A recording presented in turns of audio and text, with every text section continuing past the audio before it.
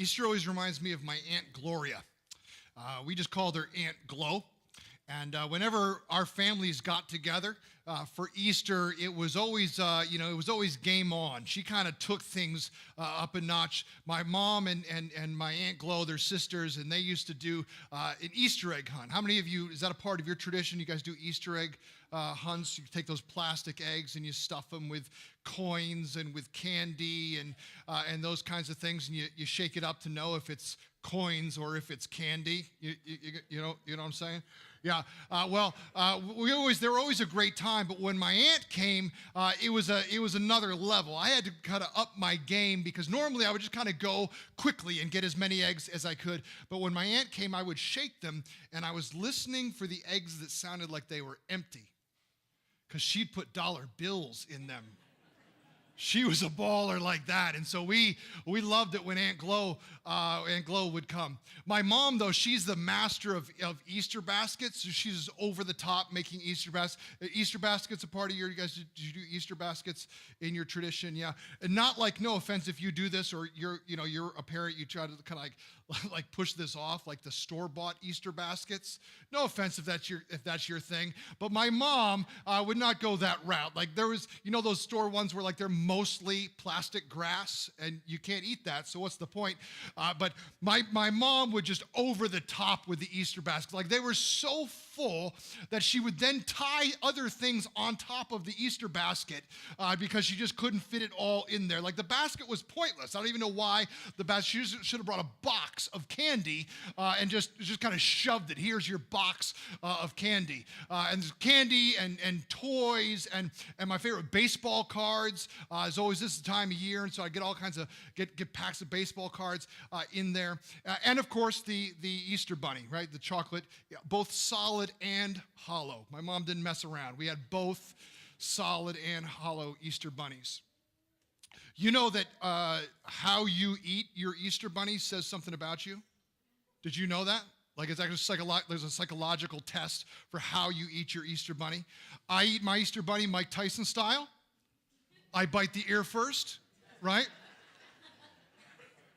How many ear first Easter bunny eaters? Yeah, actually, 60% of Americans eat their Easter bunny ears first. I saw that on Facebook, so you know that's true, and you could bank on that. 60% of, you know what it means if you eat your Easter bunny feet first? It means you're extremely abnormal.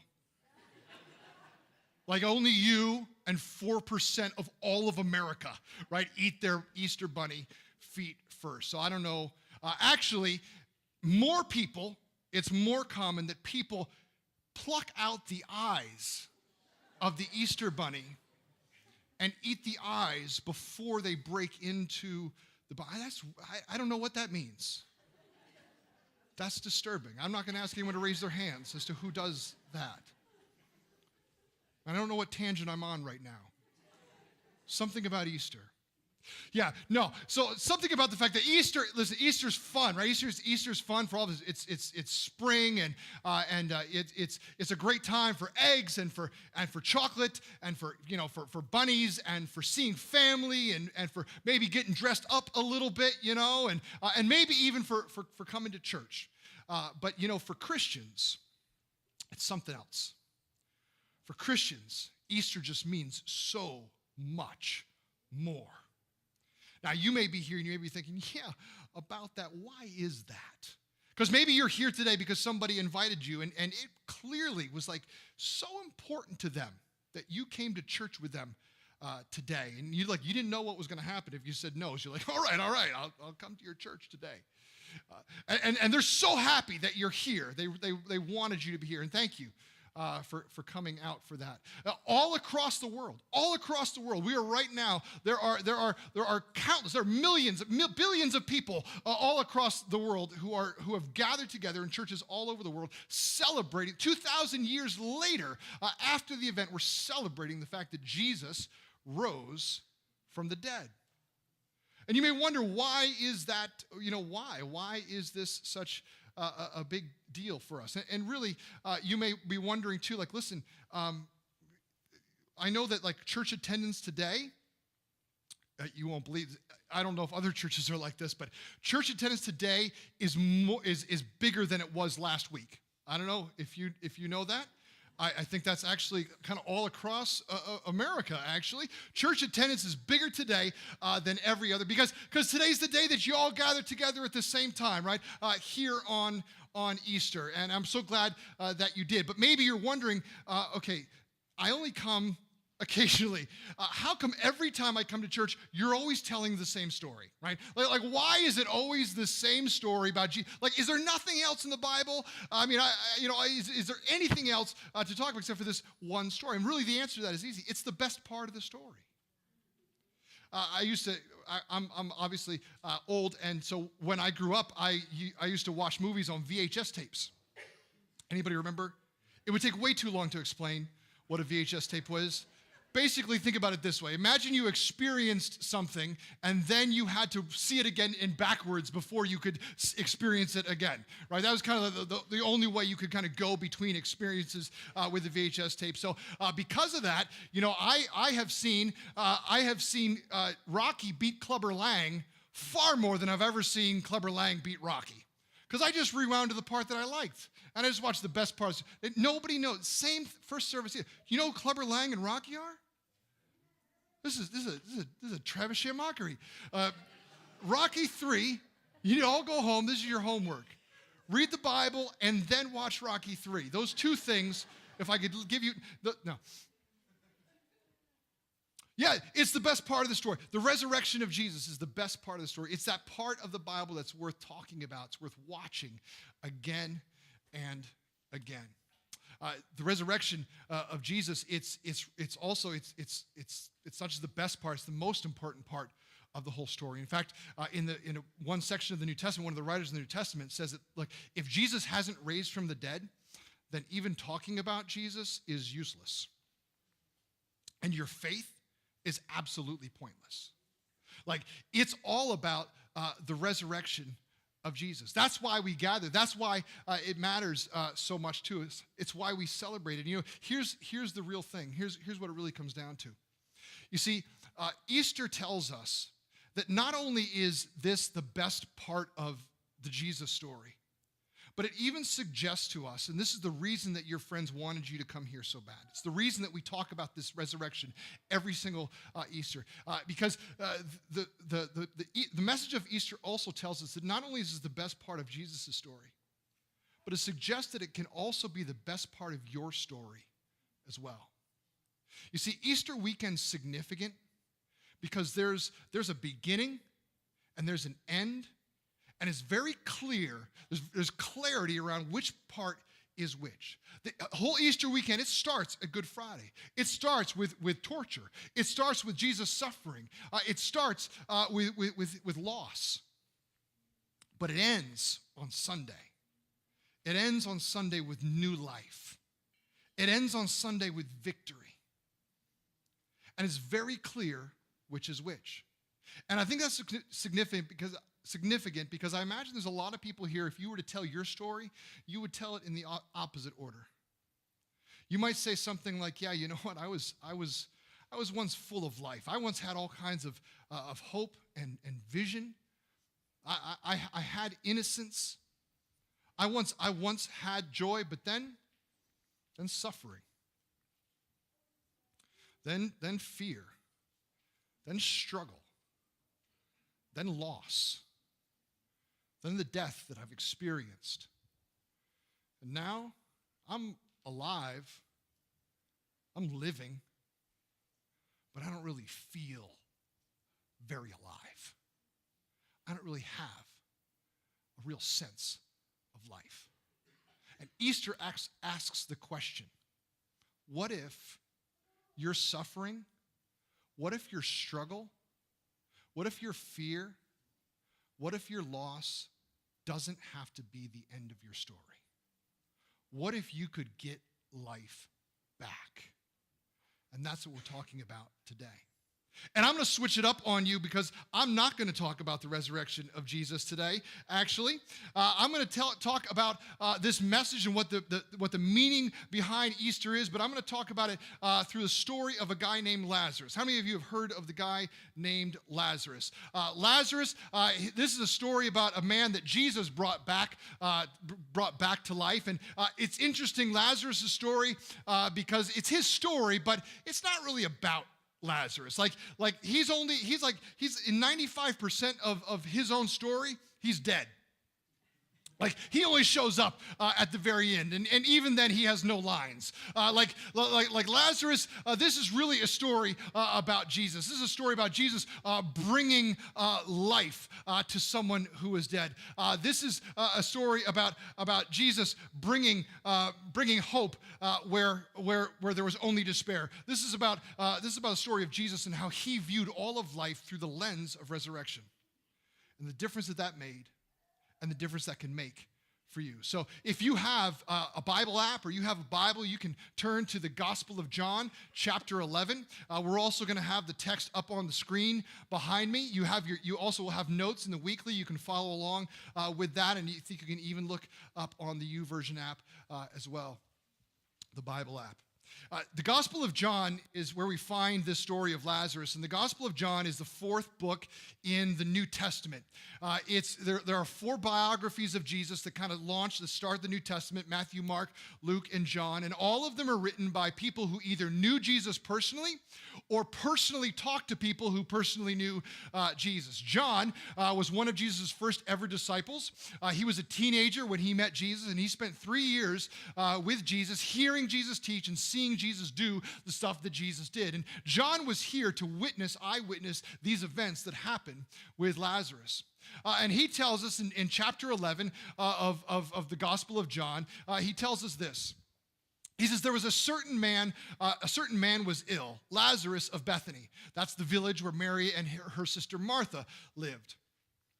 It was Mary who anointed the Lord with ointment and wiped his feet with her hair, whose brother Lazarus was ill. So the sisters sent to him, saying, Lord, he who you love is ill. So Lazarus is an average guy. He's a guy that maybe everyone here can relate to some degree. I mean, you probably all have people who are dear to you, people who matter to you, who love Jesus. You may be here today because someone who loves you also loves Jesus. And so that's kind of Lazarus' situation. Lazarus was also loved by Jesus. And so, even if you wouldn't say, yeah, I've got that, you can at least relate to him in this, that Jesus loves you. But when Jesus heard about this, he said this. He said, this illness does not lead to death, which is interesting because, spoiler alert, he does die. It is for the glory of God, Jesus says, so that the Son of God may be glorified through it. Now, Jesus loved Martha and her sister and Lazarus. So when he heard that Lazarus was ill, he stayed 2 days longer in the place where he was. Now that seems kind of strange, right? Like that word so. Why is that word, shouldn't it be like but, right? Like Jesus knew that Lazarus was sick. He knew that it was urgent. He loved them all, but he stayed where he was. Not so he did nothing about it, right? That seems kind of strange. We'll come back to that. Then after this, he said to the disciples, let us go to Judea again. But the disciples said to him, Rabbi, the Jewish leaders were just now seeking to stone you. And you're going to go there again. They're currently, Jesus and his disciples, we learned this in the previous chapter. Jesus literally almost got killed on the street in Jerusalem. And so they took off and they were on the lamb. The lamb was on the lamb. That's good fun. Let's keep going. Jesus answered this. He said, Are there not 12 hours in the day? If anyone walks in the day, he does not stumble because he sees the light of this world. But if anyone walks in the night, he stumbles because the light is not in him. Of all it seems odd, Jesus is speaking in parables. He often spoke in parables, especially to his disciples, because they weren't always picking up what he was laying down, if you know what I mean. And so he uses this imagery of light and darkness, and we see it all throughout the Gospel of John. Jesus uses imagery of light and darkness to differentiate between light being a life that's connected to God, that's walking in God's direction, that's following his will, versus a life that's disconnected from God, that's kind of walking by your own sight, that's kind of walking in the darkness of not really being able to see, only kind of guessing what's up ahead. And so Jesus is saying to his disciples, he's saying, hey, don't worry about it. If we're walking in the light, if we're following God's lead, then we're going to be okay. He goes on. After saying these things to them, he then says, our friend Lazarus has fallen asleep, but I go to awaken him. The disciples, not being the sharpest tools in the drawer, say, Lord, if he's fallen asleep, then he'll recover. So Jesus has to speak plainly to them. Aren't you glad Jesus does speak plainly to us, though? Because I don't always pick it up either. And he says, no. Lazarus has died. I was just saying, never mind. Lazarus has died, and for your sake, I'm glad that I was not there, so that you may believe. But let us go to him. So then Thomas, one of Jesus' disciples, he says to his fellow disciples, great, let us go, so we can die with him too. Right?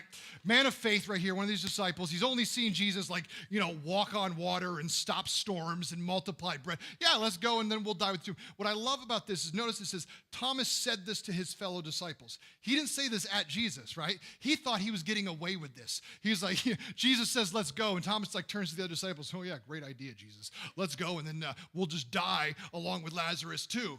And John's over there. Mm-hmm. Mm-hmm. Forever.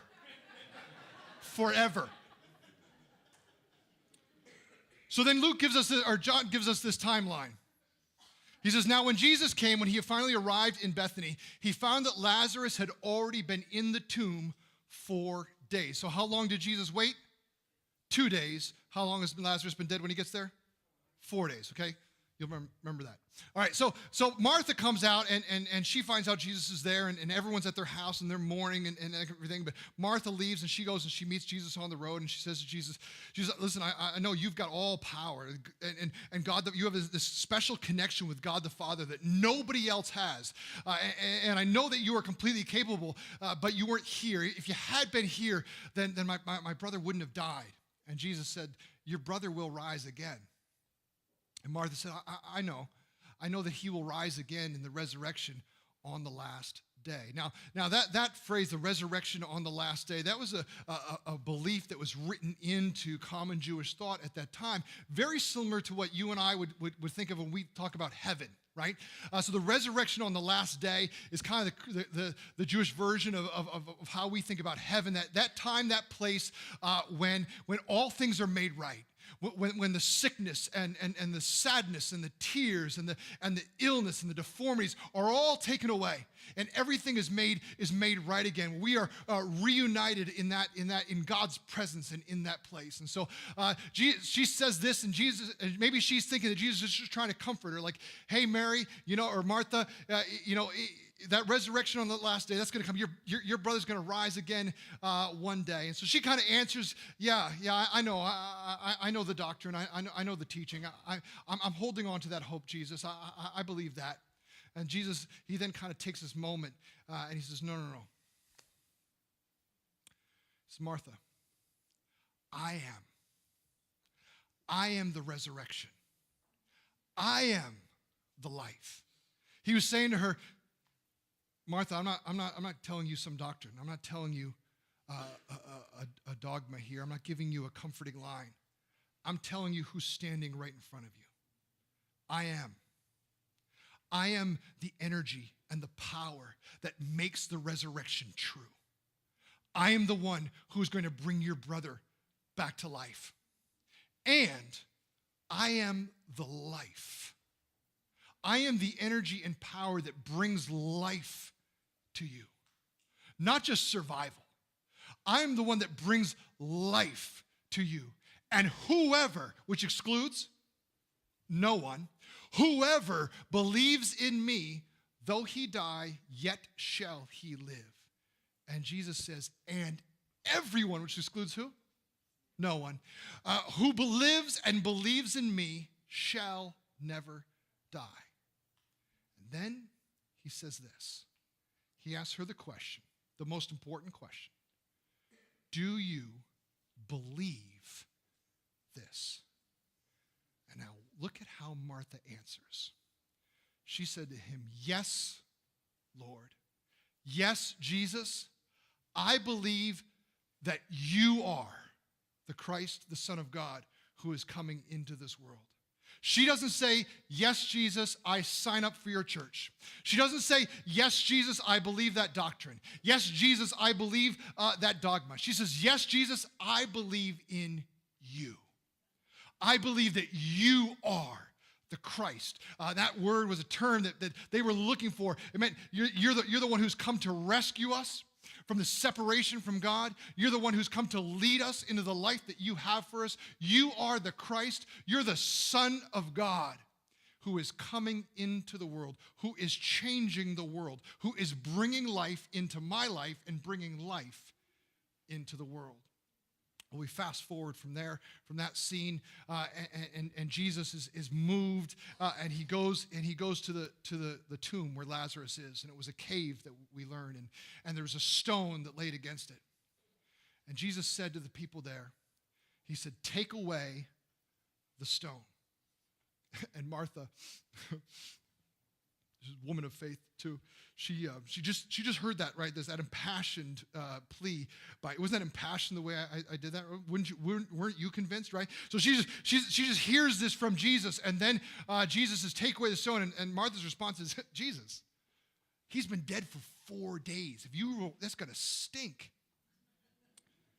And Jesus says to her, Martha, did I not tell you that if you will just believe, if you believe, you will see the glory of God. Now, notice that order. If you believe, you will see. And so they took the stone away. And here's what happened next. Jesus lifted up his eyes and he said, Father, I thank you that you have heard me, past tense. I know that you always hear me, but I said this on account of the people who are standing around so that they may believe that you sent me. And when he had said these things, he cried out in a loud voice, Lazarus, come out. And the man who had died came out, his feet and his hands bound with linen strips, and his face wrapped in a cloth. And Jesus said to them, unbind him and let him go. And then look at what John tells us. He tells us that many of the Jews, therefore, who had come with Mary and who had seen what Jesus did, they believed. They believed in him. But some of them went to the Pharisees, those were the enemies of Jesus, and told them what Jesus had done, and here was the result. From that day on, they made plans to put him to death.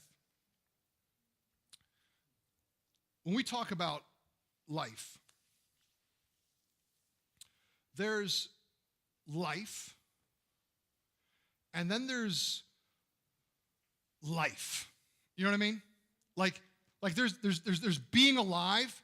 There's like your biology, like you breathe, right? Your heart beats. There's being alive. But then there's life. You know what I mean? Like the life in life. Like there's the vitality and there's the knowledge of life. There's the freedom that you experience. There's the purpose, the difference making, the creation, the flourishing. There's the vision that you have, the hope, the joy, all of the life that makes life worth living. Do you know what I mean? Many of you may not, actually. And I don't mean that in like a snarky way. I just mean that there's a lot in life that can take the life out of life. You know what I'm talking about? Like I think you all know, the struggle. There's a lot of struggle in life. Struggle to make ends meet, the struggle in your relationships to make those relationships work. Some of you, struggle with addictions. Some struggle with sicknesses and diseases and different ailments and deformities that are not going to go away. and your suffering within your constant struggle can take a lot of the life out of life. Some of you know fear and how sapping fear can be. If you've been, if you know me or been at Capitol, you probably know about my telephonophobia. Anyone know that I have telephonophobia? It's a real thing. It's a real condition. I'm afraid to talk on the phone. Now it sounds ridiculous. It's documented. There's at least 10 cases in the world. I love my phone. I've got it all the time. I will text. I'll have one-on-one conversation. I love having all those kinds of things. But when it comes to the phone, I don't know what it is. It's a weird thing. Like when the phone rings, or if I have to make a phone call because I have to make the phone call, like my heart actually starts to race. I actually feel fear. I know it's completely irrational, but I do like there's times when I have to make a call. Like, have you ever anybody been cliff jumping? No? Well, that's how I feel when I'm about to make a phone call. Like, you're standing, if you do, or maybe you've seen it, you're standing on the edge of the cliff and you see the water down there, and it's fine, right? An 8-year-old girl just jumped down there and whee, the whole time right there. 5 times while you were standing there, just kind of white knuckling it. And you're looking there and you know that it's totally fine, but it's totally irrational. So you have to just close your eyes and just do it. Like, all right, this is it. This is how I go. And you just go. And then you end up being fine. That's every time I have to call you, that's how I feel. It's not personal. It's weird. I get it. That's why I love now you can order food without having to even call delivery anymore. That's the best thing in the world. That just makes me, even now I have this sense of relief, like this visceral feeling of how wonderful. Anyway, there's actual real fears out there too. There's real fears that a lot of you carry, that a lot of you walk around with. Fear of maybe not being good enough. Fear of not having what it takes. Fear of no longer being useful. Fear of ending up alone. Not to mention all the legitimate dangers, violence and accidents that we live with all around us. Truth is, you can be very much alive and yet not really living because of the crippling effect of fear. Some of you know loss, how that impacts, how the loss of a loved one drains life. You know the loss of other kinds of deaths too, deaths of your dream, deaths of a marriage, the death of a career. There's a lot of things that can take the life out of life. You with me? Jesus, though, he lived this life, and as he walked through this life, what stands out everywhere we read, and especially in this story, we see that Jesus, he was able to look at life differently. When he looked at these things and he walked through these things like struggle and suffering and danger and death, he was able to see it from a whole different perspective. I mean, he looked at suffering with a sense of purpose. Like when he looked at this moment and he hears about this going on with Lazarus, I mean, he feels it. John continually emphasizes how Jesus loved everyone involved. He talks about how Jesus, it's actually in that same story, it's the shortest verse in all of the Bible, Jesus wept. When he goes to the tomb, he was moved deeply. Twice it says that he was moved deeply throughout that story. Jesus felt this pain. He felt this suffering, and yet he never responded in panic. He never responded in desperation. He somehow looked at the situation and saw it as an opportunity to fulfill his purpose, an opportunity for God to be made famous in this. Jesus also, I mean, he looked at danger completely. He looked at it with confidence. The disciples wanted to bail. Yeah, too bad for Lazarus, but I don't want to go back there where all of those enemies are. But Jesus, he looked at that danger totally different. He saw that there's a different kind of danger. He kind of explained to them, listen, if your aim is to follow what God's will is, then sure, you might experience hurt, you might experience danger, but ultimately, you're never going to experience real danger. It's living disconnected from God. That's where the real danger is. It's when you allow the fear to keep you from doing what God is calling you to do. That's when you're really walking into danger. That's when you're walking into spiritual death. That's when you're going to miss out on opportunities that God has for you. That's when you're going to miss out on things that God is going to call you to in your life. The irony is that we can live life always trying to avoid pain and avoid danger, and ultimately we end up harming ourselves eternally. Jesus looked at even death totally differently. He looked at it with certainty. I mean, he called it sleep. He's like, death is an ugly word. Let's not even call it death. Let's just call it sleep. Because in Jesus, when he looked at death, he saw it as not even close to the end. He saw it as just simply another part of the story. Theologians, and so here's why I think this is significant.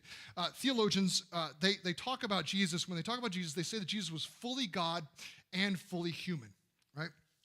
Now, I can get real confusing, and I'm not going to get too deep into the woods with that, but this is kind of the working way to understand this. That when we look at Jesus, if you want to know who God is, if you want to know what God is like, then look at Jesus. Like, this is what the scripture teaches. Like in other words, everything that you think about God that doesn't line up with what we know about Jesus is wrong about God. Everything that you think about God that contradicts what we know about Jesus is wrong, is a wrong thought about God. And at the same time, watch this.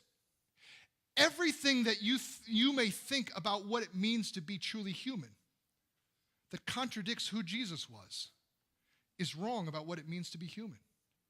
If you want to know what it looks like to be God, or what God is like, look at Jesus. If you want to know what it looks like to be truly human, look at Jesus. Because everything that we think outside of that, we're wrong about what it means to really, for the right way to live. And so what we can take away from that when we understand that is that when we see Jesus responding to these situations, we see him responding to struggle, we see him responding to danger, we see him responding to death, all of these things that we have a hard time responding to in the same way, well, we recognize when we see the way Jesus responded, that this is possible for us too. Because what we see is that when Jesus is responding, he's responding in a completely, truly human way. In other words, this is so beautiful and this is so powerful and this is so inspiring because this is accessible to us. I mean, I'll say it, when I'm faced with struggle and danger and death, I often respond with panic, worry, fear, despair. But Jesus shows this is actually what's most truly ourselves is when we look at these situations in the way he did. When we see them with a sense of purpose. When we stand in them with a sense of confidence. We move forward in them with a sense of certainty. How did he do that? How can we do that? The clue is in what Jesus did those 2 days. When we see that story, Jesus, doing nothing there for 2 days, it's interesting. And so we kind of wonder, all right, now that we know the whole story, we know how it turns out, why is it that he did that for 2 days? What was he doing? What was that about? Was it because he wanted to wait for Lazarus to die so that, he could come in and he's like, this is a story about me raising someone from the dead, so I got to wait till he's dead, right? No, we know that's not the case because Lazarus was dead for 4 days and Jesus only waited 2. So he could have come right away and Lazarus still would have been dead. Was it Jesus was trying to heighten the drama? Like, hey, dead 2 days, sure, but I can raise someone dead 4 days, right? Was it kind of like, I'm going to make this even more dramatic? That wasn't that either. There's this Jewish mystical thought that the spirit hovered above the body for 3 days, and then after 4 days, it was like, all right, he's not coming back, I'm out. But that didn't exist in Jesus' day. That was something later on in the later centuries. So that wasn't the case either. What was Jesus doing for those 2 days? The clue is in his prayer. He says, Father, I thank you that you heard me. In other words, this isn't the first time that he was talking to God about this. Those 2 days, when Jesus heard about Lazarus, when Jesus knew the danger that he would have to face to go into that situation, When he knew that by the time he got there, Lazarus was already going to be dead, he knew he needed to do what we see Jesus do all throughout the Gospels. Every time he's about to walk into an intense situation, right before he goes into Galilee, right when he begins, Gethsemane, right when he goes into to launch his ministry, Jesus always gets away from everything else, and he spends time connecting with God.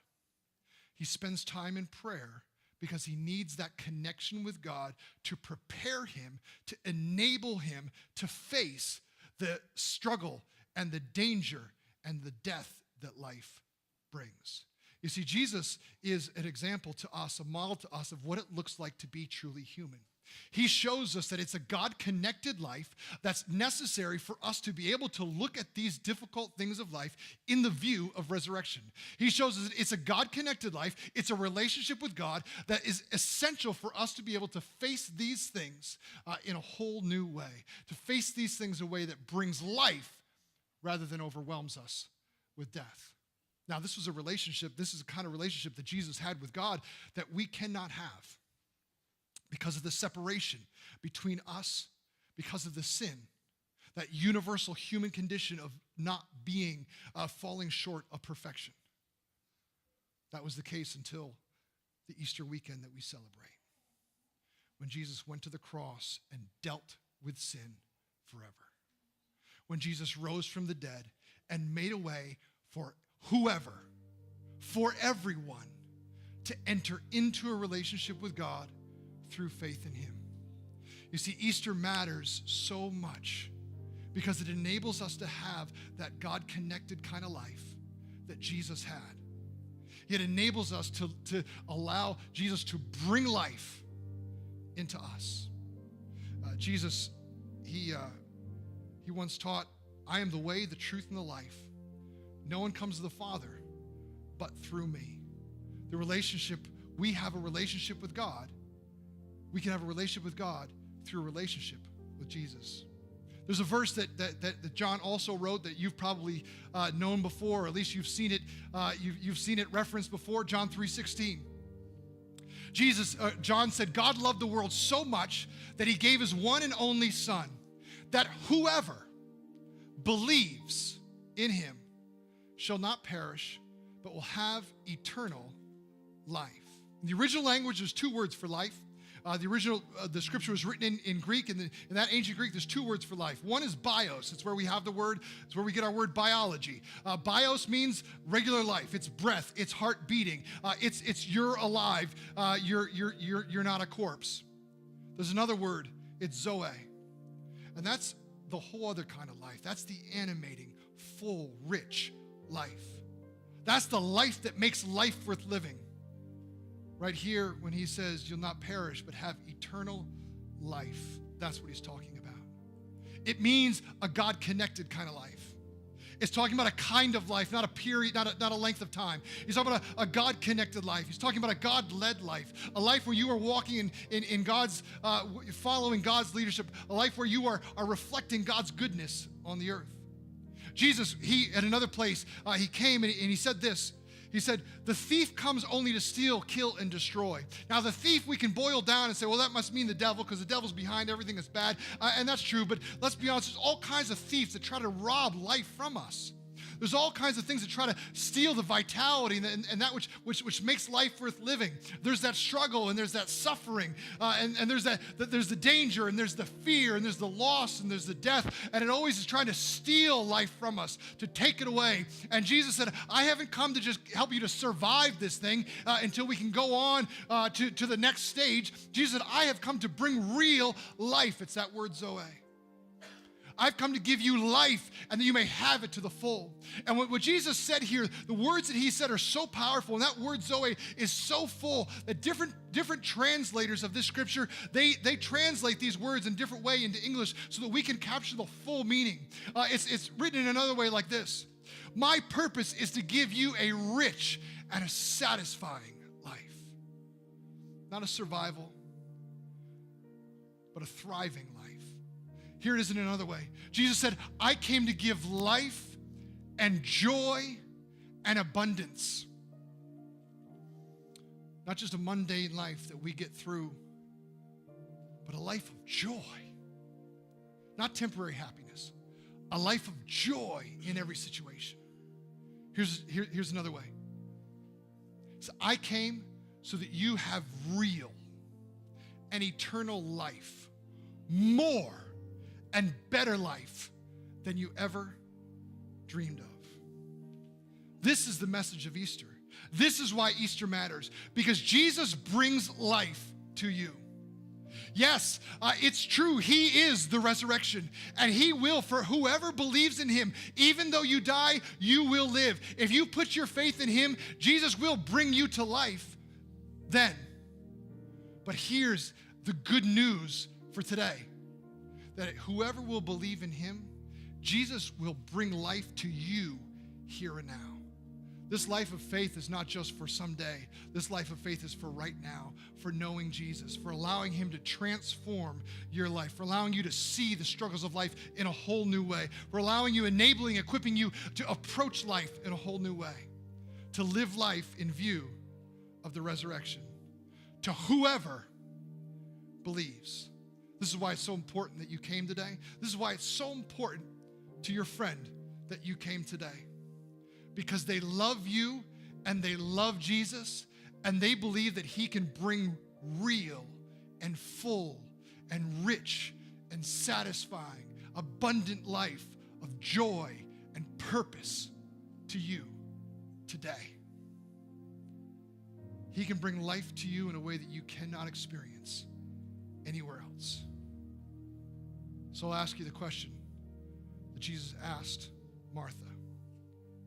Do you believe this?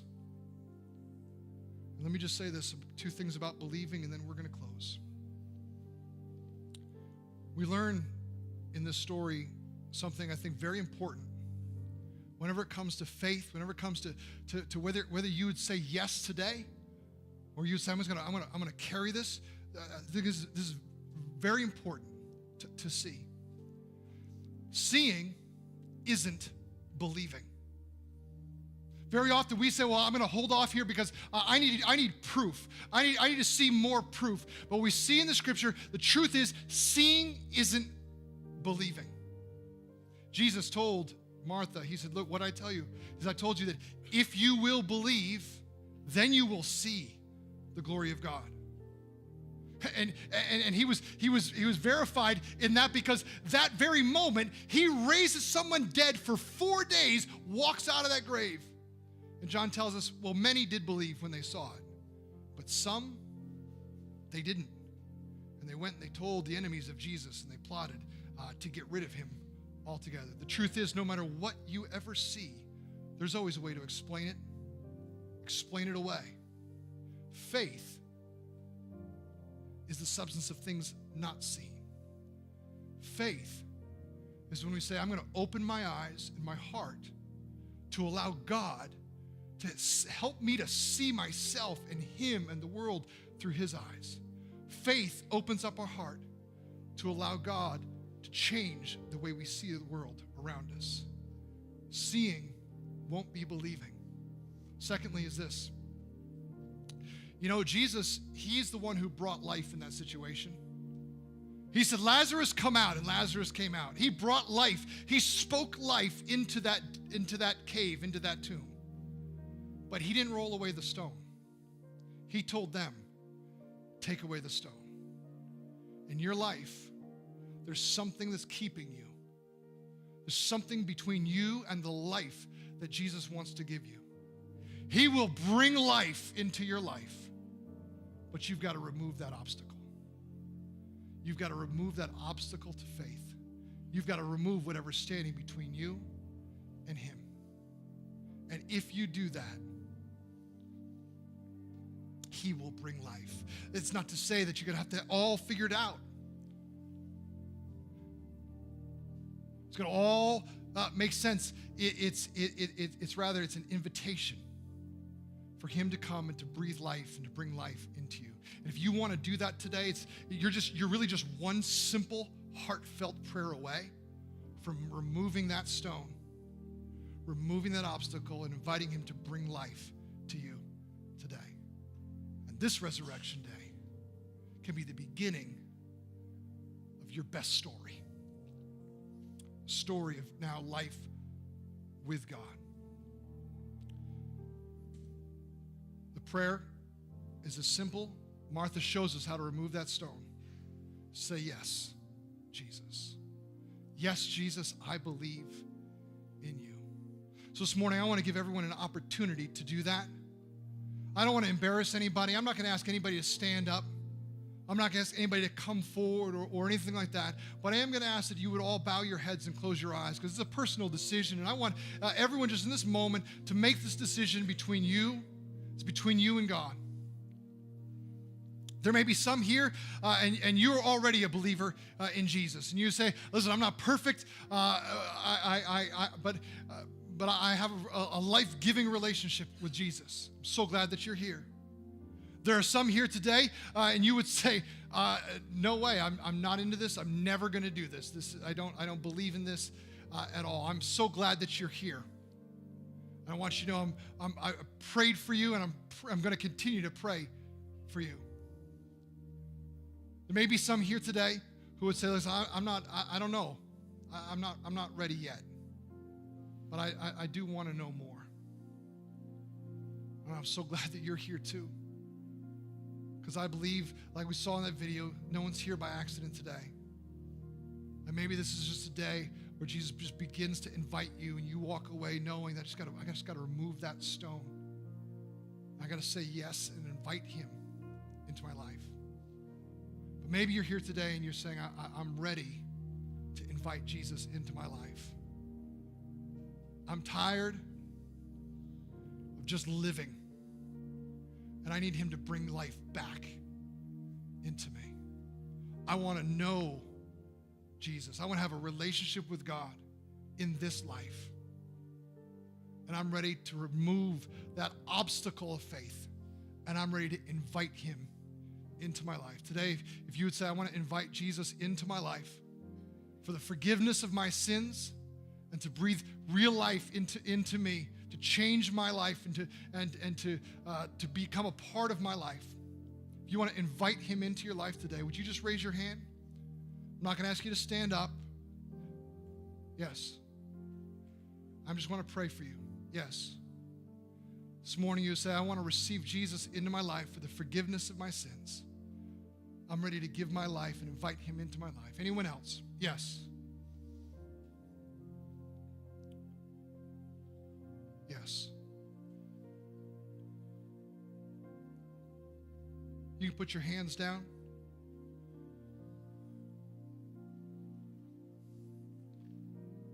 This morning I'm going to pray. And I want to invite you, if you were in that first category, you would say, I'm a follower of Jesus, and I trust him to be my Savior. Or if you are in that last category, you say, I want to step into faith. I want to invite him into my life. I want to get right with God. Maybe today you didn't raise your hand, but that's your prayer. You know you're far from God, and you want to get right with God today. I want to invite you to pray with me. So I'm going to pray, and everyone here who's a believer is going to pray out loud, so no one's praying alone. This morning, if you want to invite Jesus into your life, pray with me. Jesus, thank you. Thank you for paying for my sin on the cross. Today I receive that. I invite you into my life. I say yes to you. I believe that you've come to rescue me and heal me. I believe you're the rightful leader of my life. I give you my life. Help me to follow you.